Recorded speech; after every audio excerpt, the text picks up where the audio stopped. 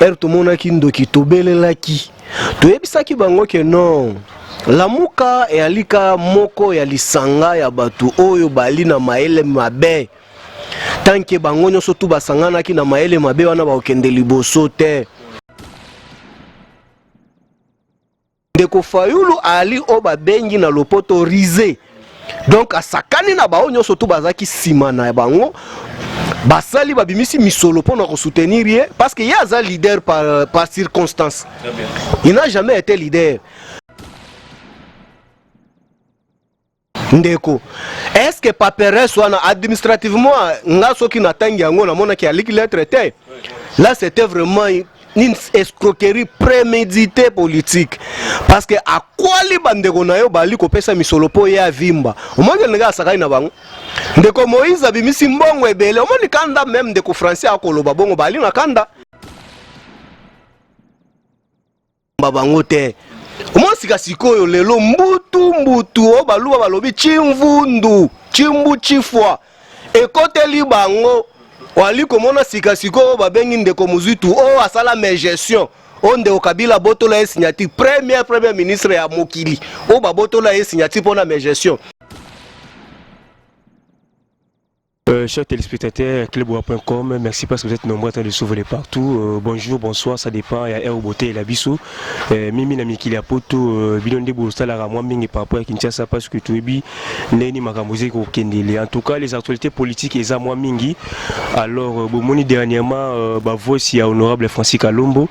par rapport à la coalition na bango la Muka. Toujours la clarté bazawa pepe bakomi wapi to moni ndenge nini bango na bango bakomi ko welana oyo liboso bana ko combattre le président de la République président Félix Tshilombo mais lelo aussi bango pe na kasa la muka moi zizane kotikwa muki on ne sait pas qui fait quoi oyo sala nani na za chef souris na nazali mosantu na nazali même na nazali nkoi nyonso wana le tobete masolo elongo na monsieur Papi Moussa azabongo secrétaire exécutif ya PPRD Gombe azape bongo vice-président ya Dynamique Congo ma passion et puis communicateur ya PPRD autobi ki PPRD le luisa la coalition FCC Cash en tout cas zali moko ya ba cadre ya PPRD pe moko ya ba cadre ya FCC naye tobete mo masolo ane belé ndenge boyebi ka actualité politique eza moi mbilinga ces derniers temps to présenter. Bonjour monsieur Papi Moussa. Bonjour ndeko. Bonne santé monsieur Papi. Non santé nangolo nzambe to ko ba malamu. Tout monde toujours en activité Moussala et pas toujours pour le défendre ba valeur moi mingi mboka. Non, devoir réaliser ces mots qu'on a que défendre ba valeur pour na ko élaguer ba anti valeur ou il faut prendre le défi par rapport à la jeunesse ou les autres comme ta pour na ko kamba politique mboka we. Pour na kamba politique mboka o monsieur Papi Moussa les bandeli toba qui par rapport à ba voice ya monsieur Francis Kalombo alors bandiko balandi boyo canal ba voice wana comme ça tozonga et puis to analysons elongo na monsieur Papi Moussa donc pour balancer les biso régie balancer les biso ba voice wana comme ça tozonga et puis to continuer émission na monsieur Papi Moussa. Martin Fayulu nous a été imposé par la force des choses, c'est-à-dire que lorsqu'ils sont arrivés à Genève il a été choisi et lui sait comment il a fait pour éliminer les autres candidats. Mais nous, on a respecté notre parole, nous l'avons soutenu avec bec et ongle jusqu'au dernier jour. Donc maintenant après, nous nous sommes dit, voilà, maintenant que les élections sont terminées, vous êtes allé à la Cour constitutionnelle, la Cour a donné sa réponse, le monde entier a reconnu et Félix a été installé président de la République. Donc maintenant nous faisons quoi? Nous faisons une opposition républicaine. Lui il a refusé l'opposition républicaine. Lui il est président de la République, rien. Ben, écoutez, voilà un président de la République qui ne veut pas négocier, qui appelle la population à un soulèvement, à la sortie, à des manifestations le jour. Et les gens sont morts pour ça. Il y a eu des morts, des blessés jusqu'aujourd'hui. Et la nuit, vous allez négocier totalement autre chose. J'aurais aimé qu'il continue à négocier la vérité des urnes à la nuit. On allait dire qu'il est cohérent. Ah oui, et on allait dire qu'il est cohérent. Mais lorsque la nuit, il négocie autre chose. Et surtout, chose grave, il le négocie pour lui-même. Si on... Il le négocie même pas pour les autres, pour lui. Ce n'est pas normal. Vous avez dit que oui, vous êtes battu moment où la position de Moïse Katumbi n'était pas tout à fait claire par rapport à la situation de son partenaire. On attendait qu'il se prononce sur ces élections. Il a pris tellement de temps et finalement il a changé. Il n'a pas tenu le discours de tout Lamuka ou de Martin Fayoulou. Quelque part, vous comprenez que la population ignore. Parce que nous, on n'a pas besoin de parler. Moïse Katumbi n'a pas besoin de parler. Moïse Katumbi avait dit à Martin Fayoulou, moi-même aussi, nous avons demandé à Martin Fayoulou de faire comme le président Étienne Tshisekedi, paix à son âme, de ne pas aller à la Cour constitutionnelle. Cette cour est kabiliste. Martin ne nous a pas écoutés. Il est allé à la cour, il a été humilié à la cour. Maintenant, lorsque la justice se prononce, que voulez-vous que les gens puissent faire? En ce moment-là, il fallait se rendre à l'évidence que Martin n'ayant pas écouté des autres et qu'il est parti à la cour l'a débouté et la cour a investi Félix. Nous ne pouvons que nous inscrire dans l'avenir. C'est quoi s'inscrire dans l'avenir? Nous préparer. La population a besoin d'une opposition. Nous mettre dans l'opposition pour nous mettre à l'évidence. Dites-moi maintenant, des mois et des mois après, qui a perdu? Nous avons perdu notre temps. Parce que depuis ce temps-là, nous serons organisés dans ce sens-là. Et je parie qu'aujourd'hui, on allait être très loin avec une opposition bien organisée. On allait continuer. Or, lui a préféré choisir un discours de dupe. J'appelle ça un discours de dupe. C'est-à-dire faire croire à la population le jour comme quoi qu'il va récupérer l'impérium. Mais Tshisekedi était conséquent. Il ne faut pas oublier que lorsque Tshisekedi a refusé, et il a même demandé à ses élus de ne pas siéger, et Tshisekedi n'a jamais siégé, il ne les a jamais acceptés, et pire encore, Tshisekedi a accepté certains députés, tout comme Félix avait perdu son mandat. Mais aujourd'hui, Martin, il refuse, il dit qu'il est président, mais il a été élu député, il est député même, maintenant parce qu'il a laissé son suppléant. Donc sa place n'est pas vide, puisque Martin n'a pas remis son siège pour être combattu. Il a laissé son suppléant, et vous le savez qu'on est élu avec ces deux suppléants. Donc je pense qu'aujourd'hui, Martin, d'un côté, il est à la tête d'une institution dirigée par Félix Tshisekedi, et de l'autre côté, il demande à la population la vérité des urnes, comme quoi qu'il est président. Mais la nuit, et il négocie un autre poste qui n'est même pas cette présidence-là. Il aurait pu négocier la nuit aussi la présidence, mais il demande une institution qui lui-même donne le nom et le nom d'une institution que lui veut diriger, qu'on le lui, que cela puisse être taillé sur mesure pour lui. Alors, qu'est-ce que vous croyez? Moussa, analyse nini osala lelo nakoyoka bongo ba voice ya Monsieur Francis Kalombo ozali pe membre na kati ya Lamuka et puis azali mingi pembeni ya Monsieur Moïse Katumbi yo étant que moi politique moi mboka oza toujours à l'abri des informations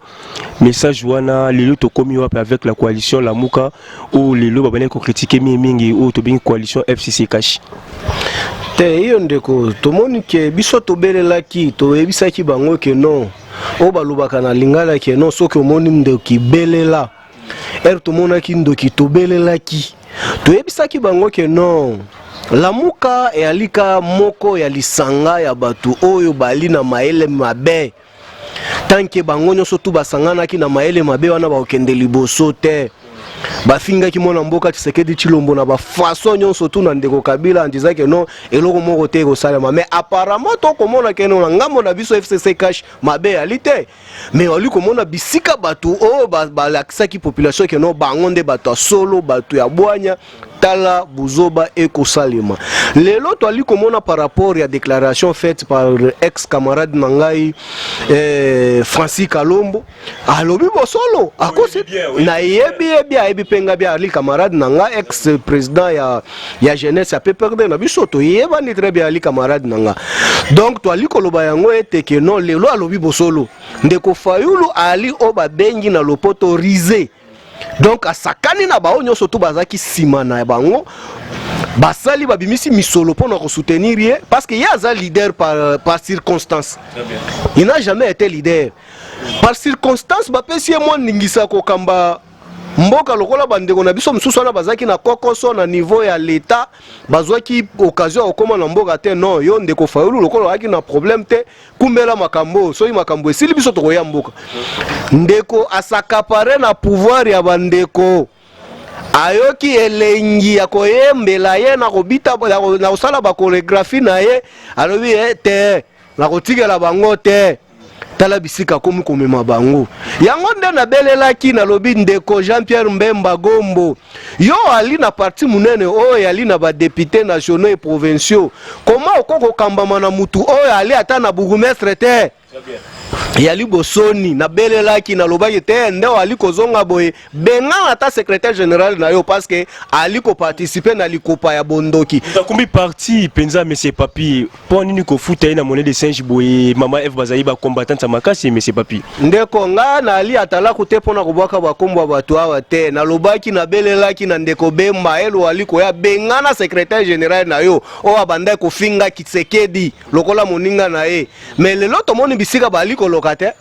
yango wana to moni ke makofi elamuki mupandi na bango batika Tshisekedi asala musala 2083 soki akozala envie aya akopostile na sika sikoyo Tshisekedi nde président de la République. Merci beaucoup monsieur Papi Moussa. Dernièrement peut tolanda lettre to tambola awa ya monsieur Fayulu tunito yeba lelo parce que yo zali moyi politique lettre wana ezalaki signé par balide nyo sur la muka to ezalaki signé par yemoko monsieur Fayulu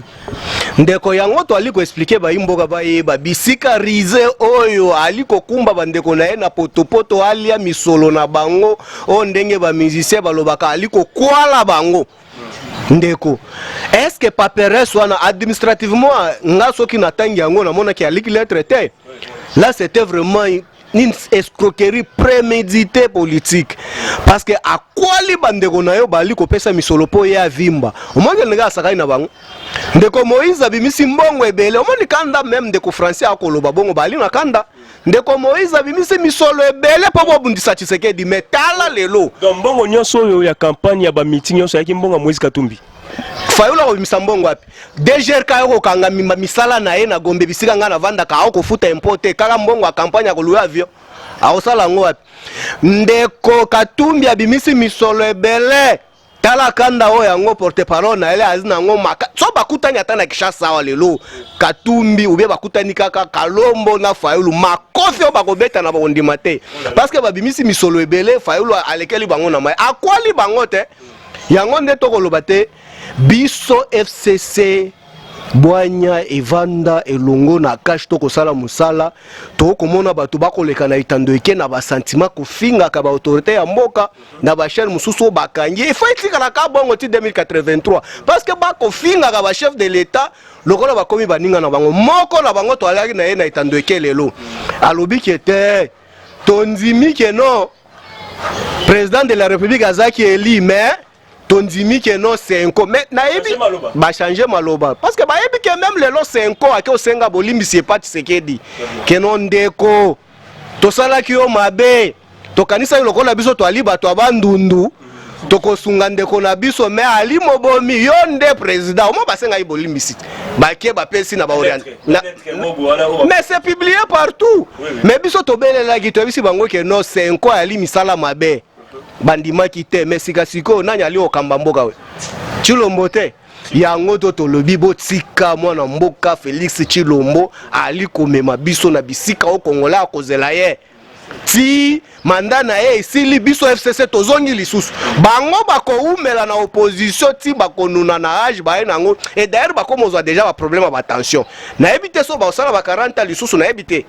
donc ma bese ekoti biso tokozonga lisusu na pouvoir mais c'est pas plus kotala lelo ndenge nini makamweze ko kendele tant Moïse Katumbi utaka poto azonga kabike no ngai na bandeko langa Fayulu toke komona président de la République Félix pour tout travailler ou soit tout ça l'opposition républicaine Fayulu aboyaka a traitaka Moïse Katumbi na ba monyo so ko traiter le peut moni les mêmes Fayulu a sali document oyo F bazali ba memaki ba ko tika ngo par-ci par là alors tozomona tendance na bango ezali malamu penza mingi te nini eza na kati ya dossier wana o eza un peu flou par rapport ya ba isolement nyonso wana bazosala babemba na Bakatumbi na bamatungulu ndeko yango nde nali koloba na yo soko okoliaka na ngembo yeba parce que ngembo akolia na bandeke alie na bapuku alie na banyao bakoyeba lolenge na ete omoni ndeko Fayulu wana ali ngembo na lolenge akosala makambo ya politiki oyo bandeko nyonso tu bali pembeni na ye bakoyeba bisika okamba bango te omosika sikoyo lelo mbutu o baluba balobi chimvundu chimbu chifwa ekoteli bango wali komona sika sikoyo babengi ndeko Muzitu o asala me gestion onde okabila botola signature premier ministre ya mokili o ba botola signature pona mes gestion aye ko comprendre sikasiko alobi te na monike awa pas changer. oh mais yo ali journaliste ali na ba information te Yo pesa nga bien sûr. oh ndeko asi asali lokasa ya kondima ete ke president ya mboka ali Tshisekedi Tshilombo pesa nga musala Oh. oyebi yango te Vous avez révélation. oh kende tuna bandeko na ebenga bango baya ba contredire nga Donc, vous avez confirmé situation là mais akoluka musala te kendo vérifier komona ke akoluka musala tindi mukanda c'est que c'est belé hein, chômage. papa yo kasi chômage ali pete ndeko Fayulu akomi mukanda ali leader ndeko Muzitu pe asali mukanda donc ba guerre ya ba esprit oyebi biso to ali na école ya Musée Kabila loba conglomérat des aventuriers des diversités des idées yango lelo to ali komona conglomérat des aventures o basangani elongo pona komema jeunesse na molili omoni bazangi argument lelo ata ba communicateur na bango alukuta na ba plateau nyonso tout baza sans élément fimbu o bakozwa mikolo FCC cash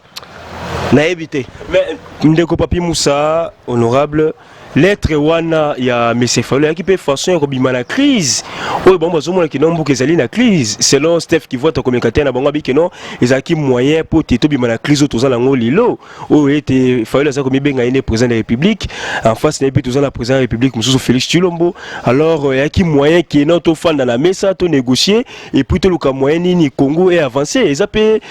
il le moment ya malamu non kivata alika na bisika koloba bisika biso to alita yango nde na likoloba akolanda yango yoka ndeko je suis un politologue de formation tata o abotinga na mama o abotinga babimisi misolo ba dépenser pour que naye kolabwanya o na kolakisango batu donc on dit si il y a crise des institutions, c'est lorsque la présidence ne communique pas avec l'exécutif ou l'exécutif ne communique pas avec le province. Mais boye bisaba imboka crise ali na niveau nini crise ali kaka soki to boy ko pesa batu misala nde crise comme na mboka oyo bale bazoza misala yo ebike no Fayulu ali opposant par circonstance parce que Kabila boya ko pesa SNEL azala DG na ali ko sengela bolimbi si pas Tshisekedi a pesa DG ya SNEL ali ko sa sumo bulu mais DG na rana emote na weza kokitsa nini et bongo moki atokobenga na yaza candidat président mais ali candidat président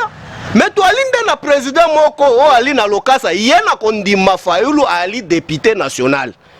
na bisika o yaye alinde na assemblée yango yo peut tomber justement na eloko président avec non azonga à l'Assemblée nationale mais oui président a pleinement droit pouvoir l'état yebeli nango légitimement et légalement eza ya assemblée mais ceux qui ali comme pesa ba pouvoir misusu o etali mboka te donc wana ali kolokama tolobi na ye lofundu na ye wana atika yango akende nde assemblée mais malgré kenda ka assemblée te mazwa kambi solo assemblée oh c'est vrai mais comment yo yebiete ale ka contredire nga yango oh na yebisi oti abatama na ye kendo tala ba fiche de paie kuna soki bazwa kambi solo te ba contredire nga yango na lancer bango défi tosi tolobi bango mutu akofinga Tshisekedi ofingi Kabila to ali na nzela na yo okozwa biso. Merci beaucoup, monsieur Papi Moussa, secrétaire exécutif à PPRD Gombe, communicateur il y a PPRD, puis vice-président il y a Dynamique Congo, ma passion. Le lot kota la bongo nenge la mouke zali kokende ndeko moyimbo kamoyi politique, politologue. Est-ce que avenir ya la mouka ozomona ndenge nini? Mais loko nini oyebisa ba ebele ba congolais bazak toujours kondima keno la mouka ezali Fayulu azali garantie ni ozoko pesa bango to ozoko pesa bango ko bolembu po te balonga côté wana te ba imboka bali na droit koloba keno Fayulu ali biso nyonso tuzo lebiki ali tolingi akufa te azala mo ne bien travailler mais oui olingi asala nini ali na musala te asani soki aboy ko kende ko sala na assemblée pasi ya moko biso tolingi azala amona ndenye makambo ko salema basoti muto akokima nango mbango matakita akosepela donc mais pona Tshisekedi ali na deux mandats au constitution PCA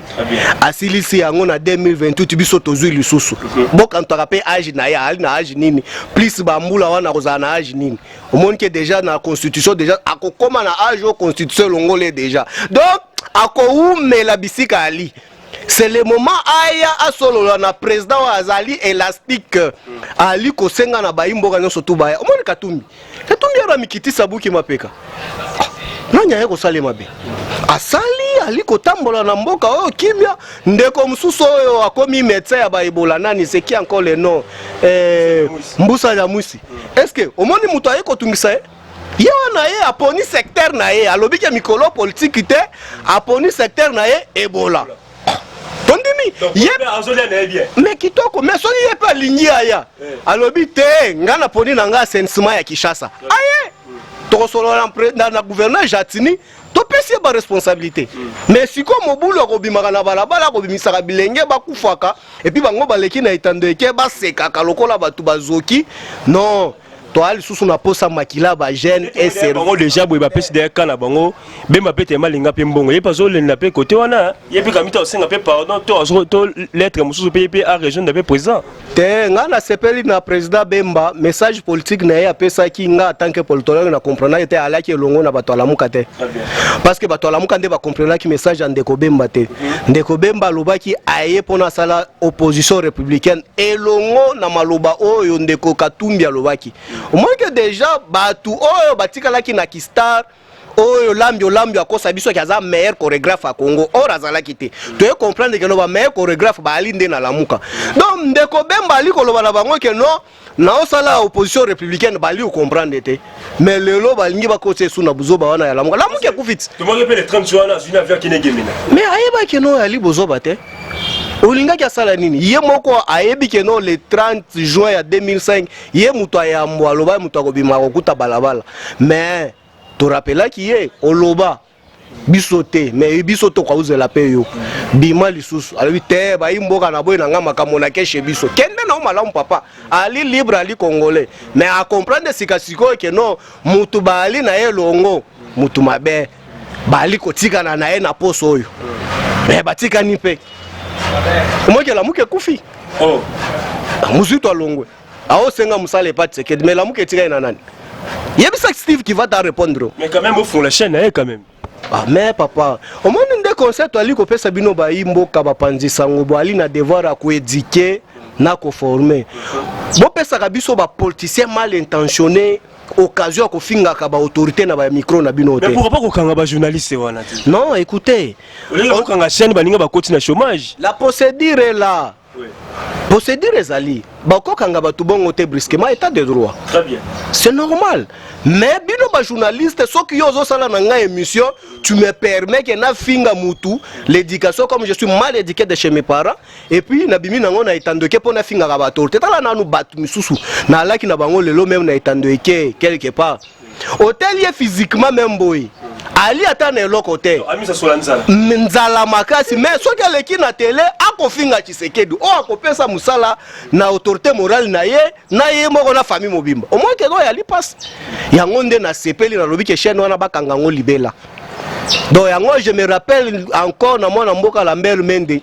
donc ça ne pouvait pas traîner parce que baleki il faut bakanga ngo libela mais ouais ça zuko pesa susu ndeko mosusu afuka maswa genou akita tina se po ala pa que non lorsque ozo sala politique kozala na ba sentiment humain te il faut zala na bo solo ko expliquer ba imboka ba iba que non ba ali wapi bali okende wapi ko pesa mbongo na yo pona côté ya mabe ba finga ka ba collègue na yo na ba autorité établie par la loi ce n'est pas bon c'est comme nga lelo na bimi na itandoeke na fingi papa na yo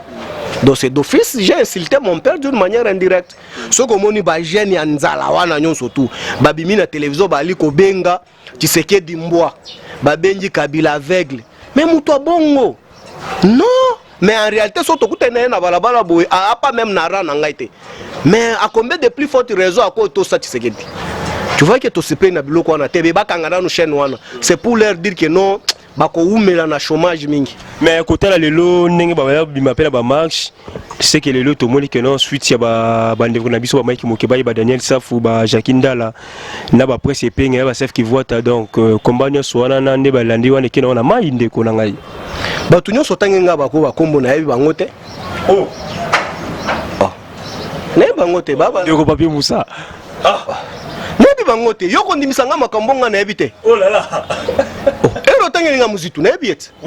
otenge nga fayulu na ebiet otenge nga mbemba na ebiet te mukeba na ebie pas na débattre na ba misusu nyonso tuna yeba ça faut quand même député ba tu invalidé non mutu aza invalidé na koyeba endeni mais il fallait azala valider pour na yeba asali loi moko eyebani nde na yebi nano asali eloko te na koyeba na nini en tout cas koyebisanga mutu oyo na yebi ete. Merci beaucoup, M. Papi Moussa. Votre mot de la fin, na bandegolo sur balandio de partout, na clubwa.com, to sepile to yambio mba liboso, mais to limite exemple la souka, de temps en temps, tu as toujours besoin na yo pour peut toujours yo makanisi par rapport à la politique yamboka. Au tali caméra, au petit message na ba yimboka au basé belé, ya cash, ya FCCP à la muka, li lobano ya souka, M. Papi Moussa. Oui, le lobananga ya souka ya like non na liko pesa mbela na bayi ba bilenge nyo surtout ya République démocratique du Congo. Il faut tous aller la maturité na boto aussi poto kende liboso to mitika ko se faire manipuler na ba vie oyo bali mal intentionné pona ko zwa bolenge na biso ezala escalier na bango bo ba komatela kango likolo basakala la biso to matela bango ba banderole na suka boye même basi na biso abanda ko bango balandaka bango to yebi bango nde yango na sengi na ba bilenge nyonso to zala bomoko ba o bali na FCC cash na ba o bali na lamuka bali ba Congolais bolonga nde na esika ya molili boali éclairage ali koto tala kaka nde bango moko ba okwalana monde ba o babenga bango bangwaka ndo bango nde bango bali kuna do to sengi biso nso tozala elongo to soutenir Congo na biso promotion ya jeunesse ekende liboso pour que lobi na biso ezala malamu biso nso sepela na mboka na biso. Vos impressions sur notre chaîne clubwa.com? Non, ba impression ezali ke non musale ali ko sale makitoko totombeli bino ka ke non na muke na biso nzamba ko pesa biso mikolo yo même 10 francs on ne manquerait jamais pour soutenir que musala malamu yo sale mapo ekende liboso mais certes que le concept ko pesa ke non bo permettre ka biso ba politicien impoli mal éduqué to les gars na chaîne surtout Cleboa lokolo eza Cleboa il faut kanga biso boa na ba impoli nyonso to ba le kaka wate. Merci beaucoup. To termine biso monsieur Papi Moussa en tout cas toi qui fier yamba yo lelo. Merci pour la disponibilité en tout cas. Merci beaucoup. Merci beaucoup. Merci beaucoup à Berger Junior. Merci beaucoup à De la Nation, à Pichu Mangaya, à Marquis Saint-Sima Caméra, à Maman Emilie Nzemba à Londres, à Papi Kouli à Londres et puis à Francis Walla. Restez branchés. Bye, à la prochaine.